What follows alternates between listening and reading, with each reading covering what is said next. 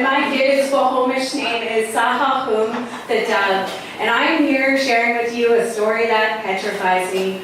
I am taking a risk, exposing the challenges of outdoor learning, but despite my anxiety, I feel courage standing before you today. My experiences have taught me when to go with the flow and when to root down and go against the grain, and how sometimes it's the moments in the middle, the sweet spot, that can be greater than the sum of their parts. My story is about a student who describes herself as an indoor house cat, and a policy I honestly didn't think I could get on board with. But in both, I could find myself scared of what could happen next. Amazing mentors, professors, and friends from the Squamish Nation have taught me the values I hold today. I could talk about these influential people all night. Later, by the bar, I'd love for you to join me. But as we all know, 5 minutes goes by really fast. Recently, I graduated with a degree in outdoor education, so I have felt and seen the value of learning outside, but sadly, not everyone has yet, but hopefully we can change that. I integrate learning outdoors daily. We learn concepts in the morning, such as rafting, and take the concept outside to apply that learning in the afternoon.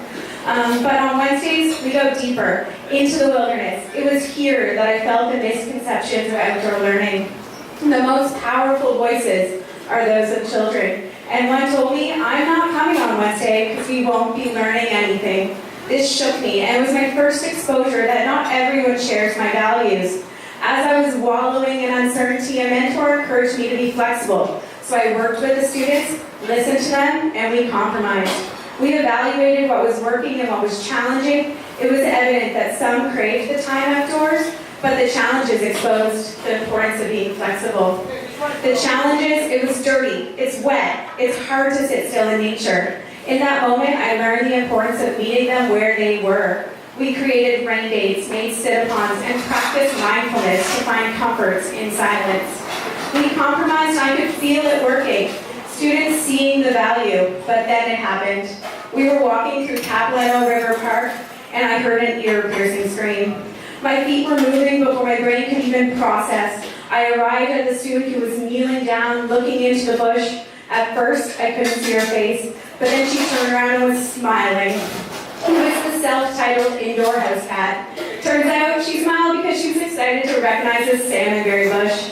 In that moment, I knew it. This is the sweet spot. I could feel it because I feared the consequences if harm came to a student and my future as an educator. Through my experiences, I have noticed that finding the sweet spot requires challenge and often compromise.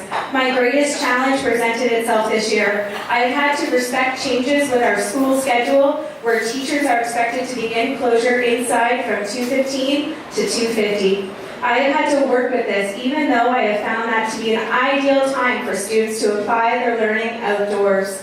But if Carol Dweck has taught me anything, it's to look for the possibilities. This is an opportunity for me to evaluate what I am doing to make this valuable learning visible. Once again, I found the sweet spot. I was flexible. I shifted my schedule to meet the expectations of having students inside. I labeled the Outdoor Learning Classroom, OLC, and made it visible when we would be outside learning math, science, social studies, language arts, and more. In conjunction with amazing educators at Westcott, we created committees, bulletin boards, and signs to make the garden-based and nature-based learning visible for our community.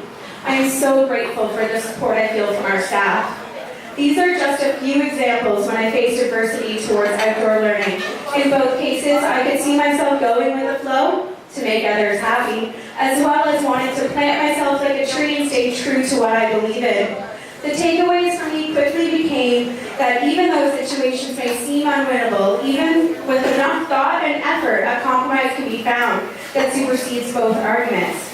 For me, sharing my passion and being vulnerable to the consequences of being an outdoor educator is worth the risk because I have a co-teacher for the curriculum, nature.